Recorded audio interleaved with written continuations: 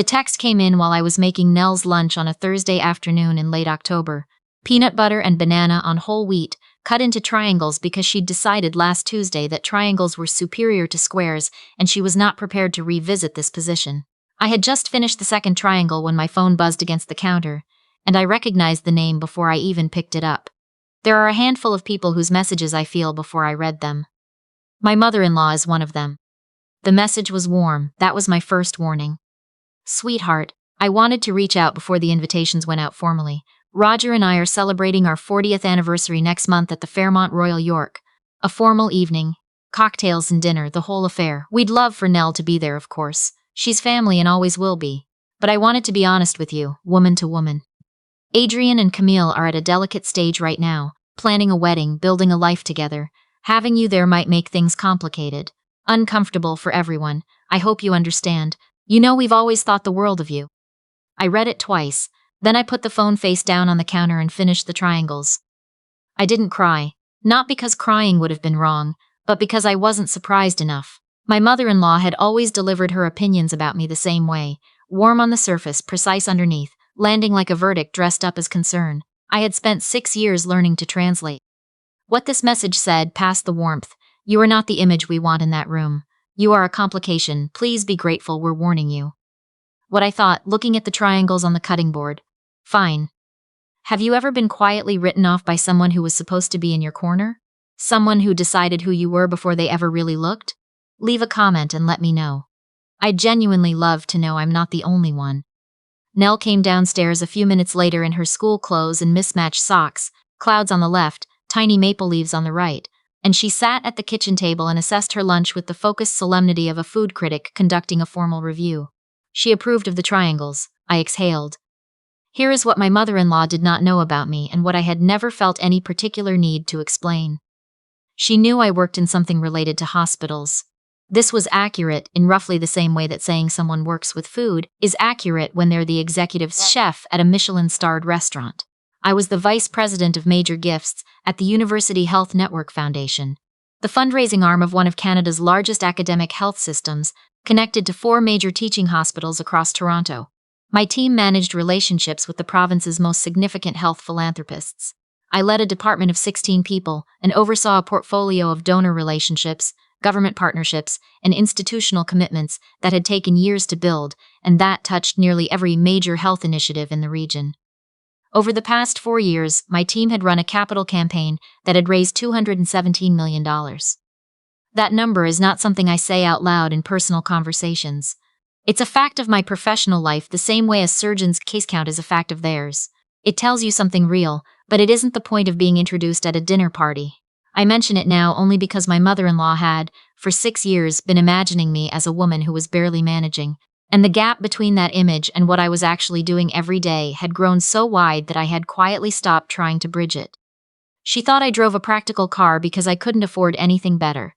She thought I lived in the East End because the rent was manageable.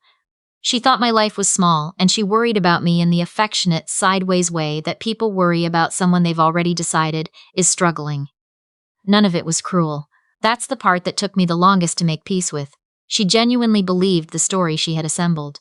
She had looked at the pieces she could see, the divorce, the single motherhood, the modest answers I gave about works when she asked, and she had built a picture from them. The picture was wrong, and she had never had any reason to question it because I had never given her one.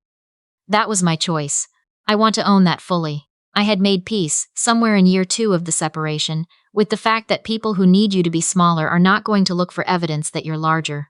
They find what they're looking for and stop looking.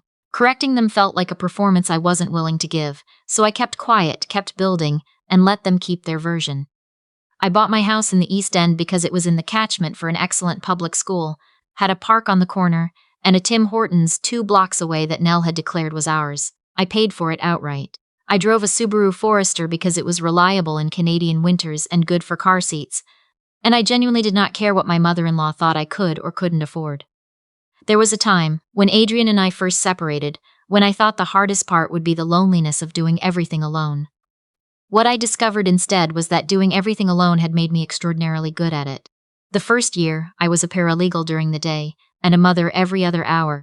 The second year, I was recruited into the foundation's major gifts team, which turned out to be the work I had been built for without knowing it. The third year, I was running the team.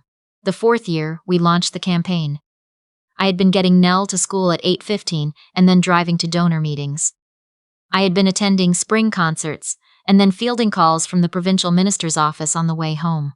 I had been present for every tooth lost, every nightmare, every phase and fixation and growth spurt, while also quietly becoming someone who was trusted with hundreds of millions of dollars of other people's generosity. My mother-in-law's text landed on a Thursday. By Friday afternoon, I had made my decision. I texted Constance Abernethy. She was the board chair of the foundation, 73 years old, white-haired, with 50 years of institutional history behind her, and the kind of quiet authority that doesn't come from titles but from having been in enough rooms to understand exactly how they work. I had known her since my first year in the major gifts role, and she had become one of the few people whose judgment I trusted without qualification. Still planning to arrive together before the gala on November 14th? I want to do a final walk of the room beforehand. She replied in under 3 minutes. Wouldn't miss it, and for what it's worth, the Lieutenant Governor's office confirmed this morning. We have a full house. I put my phone in my pocket and went to collect Nell from school. On the drive home, she told me, at length and with considerable technical detail, about a disagreement she'd had with a classmate regarding the aerodynamics of paper airplanes. I listened. She had a very solid argument. I told her so, and she received this confirmation with dignity. Are we doing anything fun soon? She asked. There's a gala next month, I said. A formal dinner. You'll have your own table with other kids. What's the centerpiece? A bowl with real goldfish in it. She turned to look at me from the back seat with the full weight of her 6-year-old attention. How many goldfish? 6. She thought about this with great seriousness. Okay, she said, I'll come. I spent the 2 weeks before November 14th in the same clinical focus I always found before a major event. Run-of-show documents, seating charts, a speech to refine, donor briefings to finalize. 4 days before the gala, I went to a boutique on Yorkville and found a deep burgundy gown, floor-length and structured, nothing that tried too hard, simple in the way things are simple when they're made very well. I did not call my mother-in-law, I did not update Adrian, I had nothing to announce, I was going to work. The 14th of November was cold and clear in the way Toronto evenings get in mid-autumn, a crispness that makes the city feel sharper, makes the lights look like something deliberate. The Fairmont Royal York sits at the corner of Front and York like it was always going to be there, and walking through its main doors has always felt to me like the city inhaling before something begins. Nell was in navy velvet. She'd selected herself from 2 options, wearing the weight of her choice with complete seriousness. She held my hand from the valet to the lobby with the grip of someone who understands that important events require steadiness. Constance was waiting near the entrance.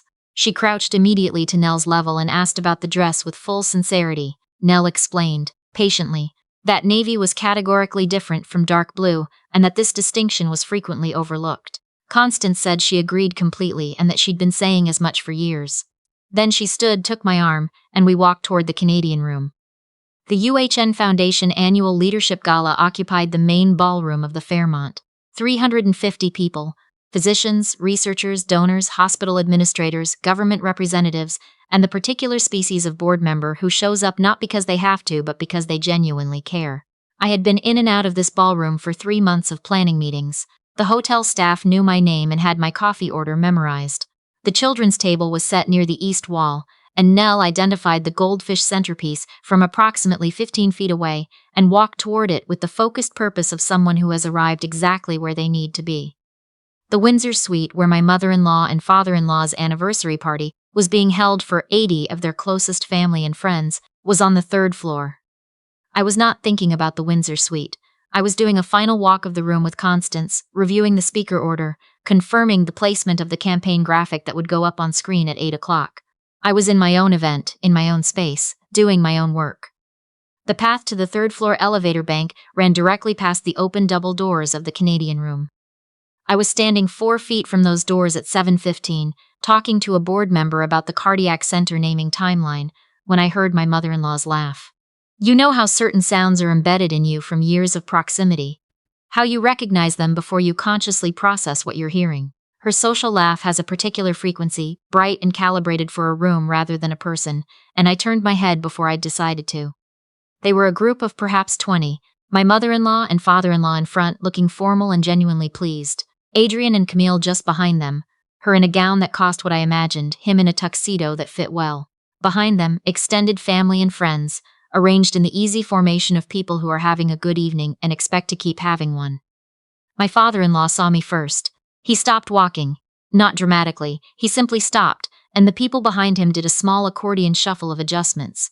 His face went through the rapid, confused rearrangement of a man who is looking at something that doesn't fit the category he's filed it under. Then my mother-in-law turned. Her expression held for a moment, the polished social warmth she wore at events like Armor, and then, when it landed on me, it went very still. I finished the sentence I was in the middle of, with the board member, gave him a moment to respond, and then stepped toward the doorway. "Hello," I said. "I didn't realize you were here tonight." This was true. I had genuinely not thought about the Windsor suite. "We're upstairs," my mother-in-law said carefully. "The anniversary. I didn't know you were." She stopped. Her eyes moved past me to the room, to the 350 people inside it, to the head table. "I'm hosting," I said. "Hosting what?" "The Foundation Gala, our annual campaign event." Constance appeared at my shoulder with the precision of a woman who has spent 50 years knowing exactly when to enter a room. She extended her hand to my mother-in-law with warmth that was entirely genuine. "Constance Abernethy. I chair the UN Foundation Board. Are you friends of the foundation?" "She's my former daughter-in-law," my mother-in-law said, in the tone of someone searching for solid ground. "Then you already know her," Constance said pleasantly, as if this were the best news she'd received all evening. "She's the reason our campaign cleared $217 million. We've been trying to properly thank her for 4 years, and she keeps redirecting the credit to the team." What I noticed in the silence that followed was my father-in-law's face. He was a man who had built a real business over 30 years, a construction company, a provincial reputation, a staff of 80. He was very good at reading rooms. He was reading this one now, with the focused attention of someone who has just recognized that the numbers are significantly different from what he thought they were. His company had a bid sitting in a provincial health infrastructure review. He had mentioned it to Adrian months ago, and Adrian had mentioned it to me in passing, and I had filed it away without comment. I looked at him now and understood that he was doing the same filing, and arriving somewhere uncomfortable. Camille, I noticed, was looking at me with an expression I hadn't expected, something close to recognition. Her family had institutional money, and she had grown up around it. She understood what the board chair of a major hospital foundation meant in a room like this one. Adrian was looking at me the way he used to look at complex problems, slowly working to find the through line. "The lieutenant governor is expected in just a few minutes," I said, in the same tone I used for any professional transition. "I should get back, but it's genuinely lovely to see everyone. 40 years is something worth celebrating. Enjoy your evening." I turned and walked back into the Canadian room. Constance fell into step beside me, and when we were out of earshot she said nothing. Just squeezed my arm once, and we went back to work. The lieutenant governor arrived at 7:20 and was the most genuinely curious person I had spoken to in months. She had actually read our campaign report, asked specific questions about the Cardiac Research Center and the Simulation Lab expansion. Nell, who had been formally introduced and had shaken hands with the careful solemnity of a diplomat, reported afterward that the lieutenant governor had admired her velvet dress and had agreed that navy and dark blue were different colors. This settled it. Nell considered the evening an unqualified success.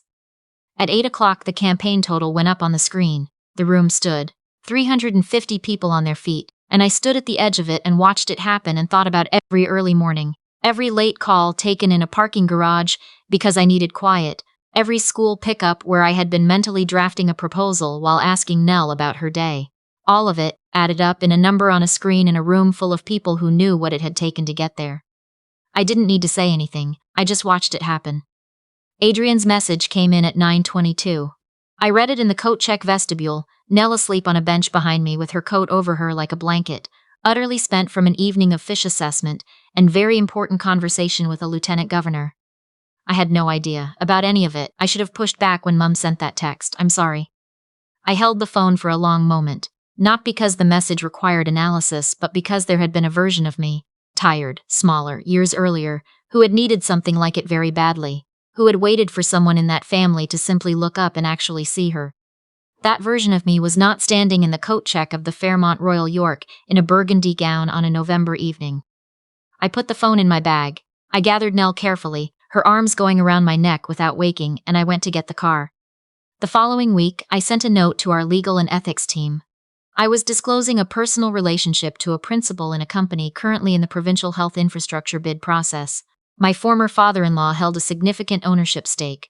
I was recusing myself from that file effective immediately. Please reassign to the standing committee. It was the correct procedure. It is what the process requires, and I had always followed the process, which is a large part of why I had been trusted with the work I was trusted with. It also meant that any path his company had toward a decision-maker inside the foundation was now closed. Not by my intervention, but by my removal. The committee would weigh the merits. I had no further role in it. I did not think of this as justice. I thought of it as following the rules I had always followed. My mother-in-law called on Wednesday, then again on Friday. Both times I let it go to voicemail.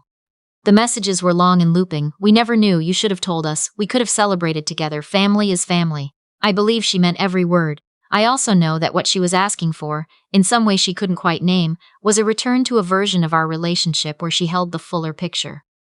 I wasn't angry at her for wanting that, I just didn't have anything left in me that was interested in providing it.